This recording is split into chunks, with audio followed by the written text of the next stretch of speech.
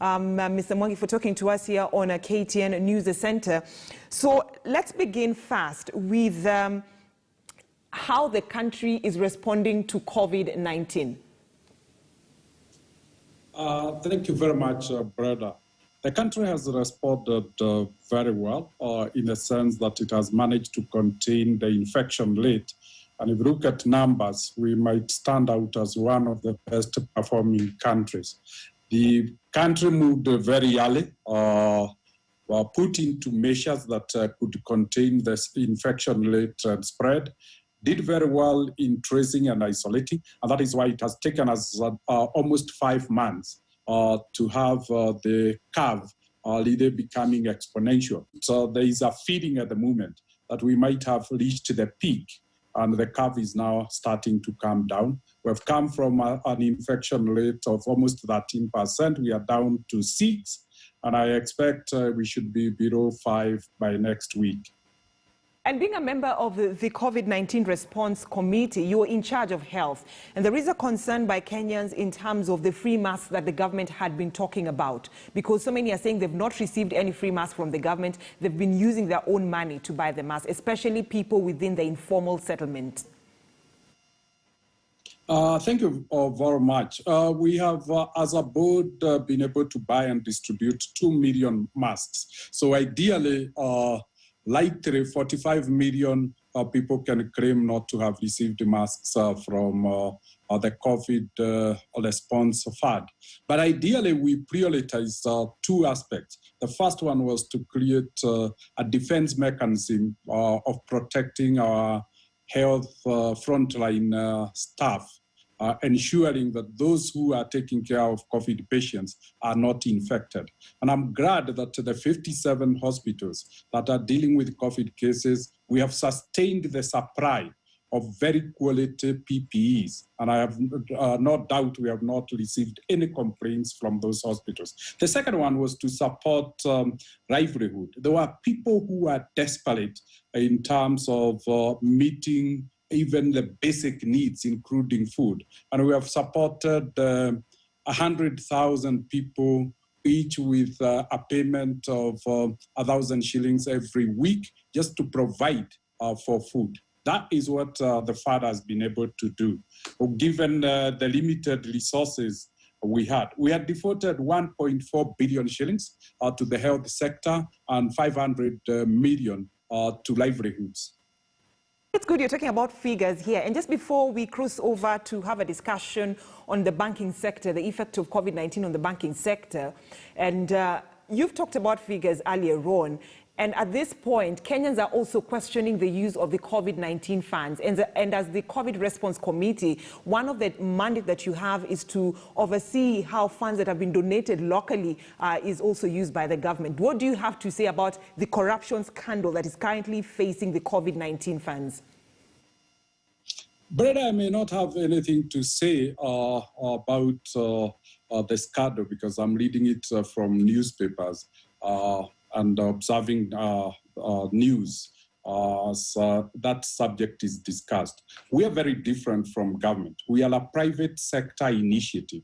And I can tell you we can account for each of the cents making up the 2.7 billion shillings that we were given by Kenyans to spend.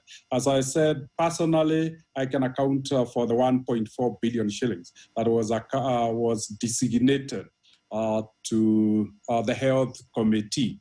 And that, out of that, we've just spent 260 million shillings to buy the first bunch of PPEs, which we have distributed to all the hospitals. We've spent another 85 million shillings to support the health workers by setting up a socio-psycho support system for them for the next 18 months. And the balance of the money is what we have committed to be able to continue to provide PPEs to the designated hospitals for the next 15 months. So we have money to spend for the next 15 months. And you can account for all the money that has been given? I can take personal responsibility and accountability for the 1.4 billion shillings assigned to the health committee. All right. So now let's shift our focus a little bit, Mr. Mwangi, to the effects of COVID-19 when it comes to the banking sector. How much has the banking sector lost during this period of COVID-19? From a broader perspective, COVID has had a significant impact on our economy. It has slowed the growth of our GDP from nearly 6% to almost 1%, so within a period of less than 6 months. That is a very dramatic change. From an economic perspective, we might have lost 2 years of national wealth in terms of GDP. So we might have lost about 3 years of what we had built as an economy. And of course, that is in terms of economic activities. And all economic activities find their way in the banking industry. So the banking industry have been significantly affected, slowing down its growth. The saving aspect of the Kenyan people has been affected. They are spending their savings. They are not accumulating their savings.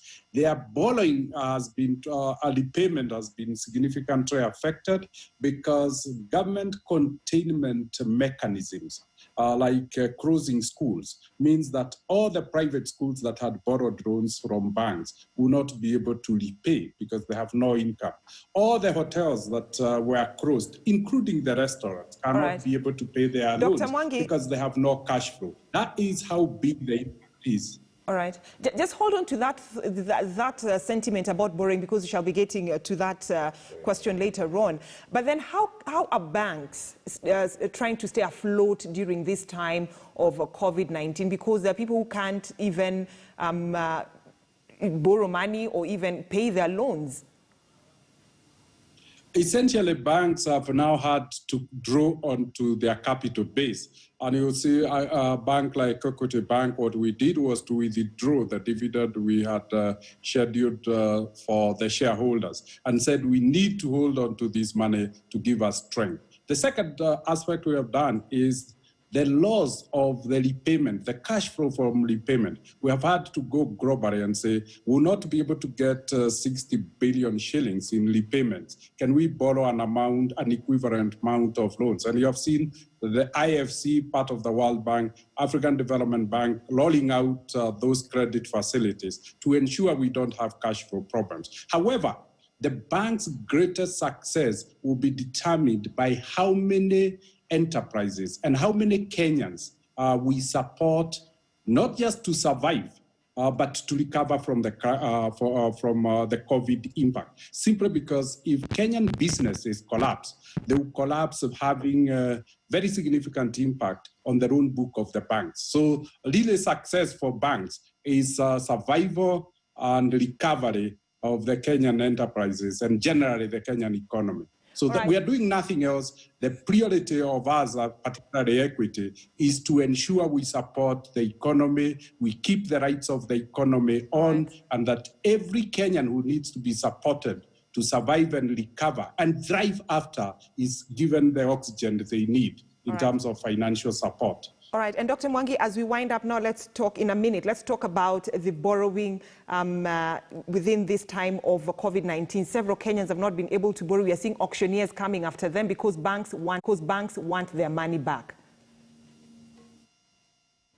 I'm not sure about that because specifically if I talk about Equity, we have given 45% of all our borrowers a break, repayment of both principal plus interest, some of up to 3 years, just to ensure that we don't cause any suffering to a business for a fault not of their own. None of the borrowers is failing to pay because of creditworthiness.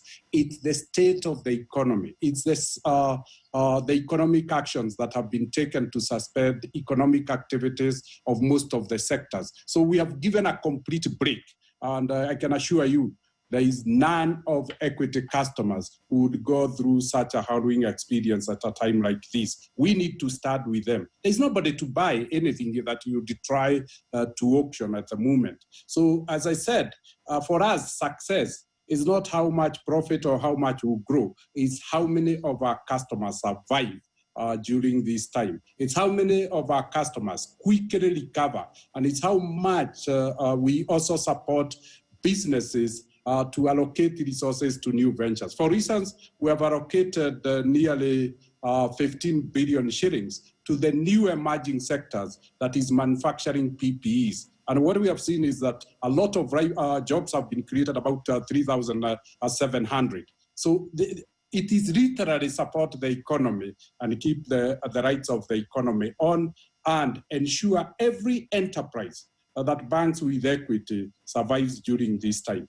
All right, thank you so much, Dr. James Mwangi, the CEO of Equity Bank, talking to us about the effect of COVID-19 on the banking sector and also what they are doing as the emergency response team on a coronavirus, saying that they can account for the 27 billion shillings that Kenyans have donated when it comes to helping in containing the virus here in the country. Bringing me to the end of the